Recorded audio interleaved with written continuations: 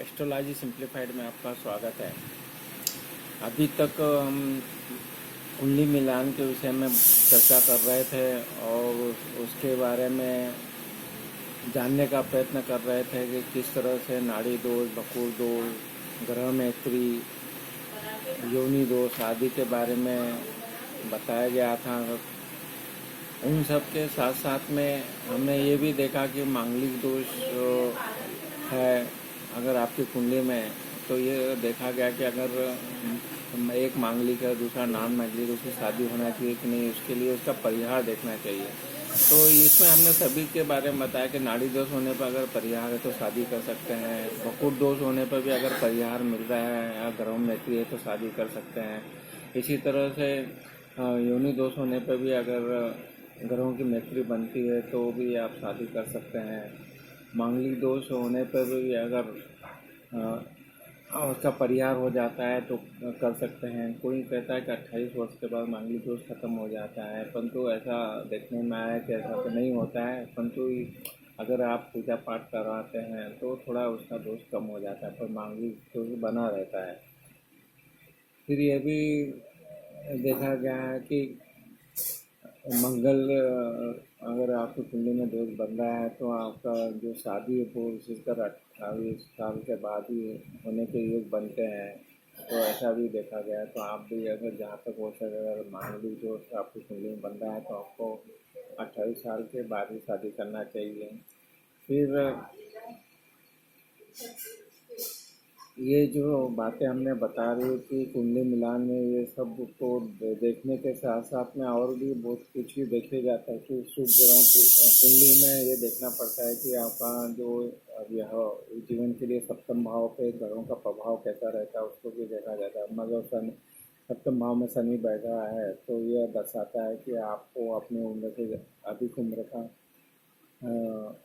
पति या पत्नी मिलने का योग बन जाता है। फिर अच्छे शुभ ग्रह बैठे हैं तो वो अच्छा स्थिति दिखाती है। अगर गुरु ग्रहों का प्रभाव है तो ये क्लेश की स्थिति दिखाती है। इन सब के बारे में हमने जानकारी दी है, उनके वीडियोज बने हैं, आप ज़रूर उनको डिटेल में देख सकते हैं। कुछ लोग मांगलिक को आपके लग्न कुंडली से देखना हम महत्वपूर्ण है, परंतु अगर कुछ जगहों पे ये देखा गया कि वो शुक्र ग्रह से भी मांगलिक दोष देखते हैं। शुक्र जहाँ बैठा है, शुक्र को लग्न बना के जो भी लग्न में चौथे, सातवें, आठवें, 12 भाव में अगर पापी ग्रह मंगल बैठा है तो उसको भी मांगलिक मानते हैं। और चंद्रमा से भी लग्न बना के उसको भी पहले, चौथे, सातवें, आठवें, 12 भाव में अगर मंगल बैठता है तो उसको चंद्र से मांगलिक मानते हैं। परंतु आपको जो विशेष तो देखना है, लग्न से अगर मांगलिक है तो उसको देखना चाहिए, और उसका परिहार है तो उसको भी जरूर देखिए।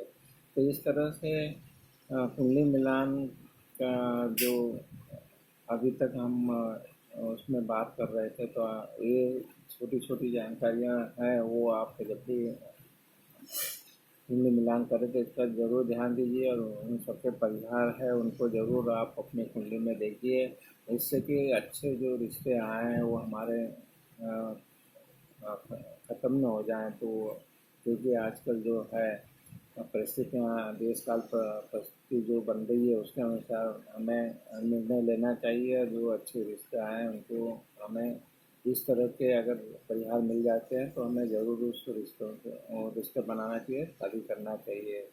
तो ये छोटी सी जानकारी थी जो हमने कुंडली मिलान के विषय में दी। हमने इसमें जो बात की है उसमें हमने ये बताया कि किस तरह से कुंडली मिलान जो हमारा वैवाहिक जीवन में अच्छा रहेगा उसके लिए देखा जाता है। साथ साथ में पूरी कुंडली का मिलान करते हैं, क्योंकि वर और वधू की दोनों कुंडली में देखो जो भी पुरुष है उसके कुंडली में शुक्र की भी निर्णायक भूमिका रहती है। वो अगर केंद्र त्रिकोण में शुभ भाव में रहे और तो शुक्रों का प्रभाव है तो वो वैवाहिक जीवन के लिए बहुत अच्छा है। इसी तरह से स्त्री की कुंडली में, वधू की कुंडली में जो गुरु ग्रह जो पति का कारक होता है उसकी अगर स्थिति अच्छी है केंद्र त्रिकोण में, हो और वो सुप्रभाव में हो तो वो व्याही जीवन के लिए अच्छी रहती है। तो शुक्र और गुरु ग्रह को भी देखना चाहिए कुंडली मिलान के साथ साथ में। फिर ये भी देखना चाहिए कि उस समय दशाएं भी अच्छी चले। किस दोनों की जब हम कुंडली देखेंगे तो दोनों की जो दशाएं अगर खराब चलती है तो गुरु ग्रहों की चलती है जो सप्तम भाव को प्रभावित करती है तो वो दर्शाता है आपका आगे के लिए तलाक आदि के संकेत देता है। तो इस तरह से उसको भी देखना चाहिए कौन सी दशाएं चल रही है। और तो इसका और सब बात की हमने। जो भी दोष हैं उनके परिहार की बात की। और ये भी देखा है जब हमने बताया कि किस तरह से दशाएं का प्रभाव होता है, क्रूर ग्रहों का प्रभाव होता है। मंगल का जो हमने प्रभाव देखा उसमें साथ साथ में क्रूर ग्रह मान लो शनि, राहु, केतु, सूर्य ये भी अगर सप्तम भाव को प्रभावित करते हैं तो मंगल से भी अधिक दोष पैदा करते हैं। तो ऐसा नहीं कि मंगल ही देखना है, आपको जो क्रूर ग्रहों की भी स्थिति देखना है। वो अगर सप्तम भाव और सप्तम भाव के स्वामी को प्रभावित करते हैं तो वो भी आपको परेशानी में डाल सकते हैं। तो इन सब का तालमेल बिठा के जो बेस्ट है वो देख के आप अपना अ, ये कुंडली मिलान करें। पूरी कुंडली मिलान करें। सिर्फ गुण मिलान से काम नहीं चलेगा। आपको संपूर्ण कुंडली दोनों तरफ से देखना है। संपूर्ण कुंडली में से डिटेल्स हमने अभी आपको बताए। और इसके और भी विशेष जानकारी चाहिए हो तो हमारी जो चैनल है एस्ट्रो सिंप्लीफाइड को उसको ज़रूर देखिए। उसमें जो भी हमने पॉइंट रखे हैं उनको डिटेल में कुंडली के द्वारा विश्लेषण करके दिखाया गया है जो आपको इसमें सहायता करेगा।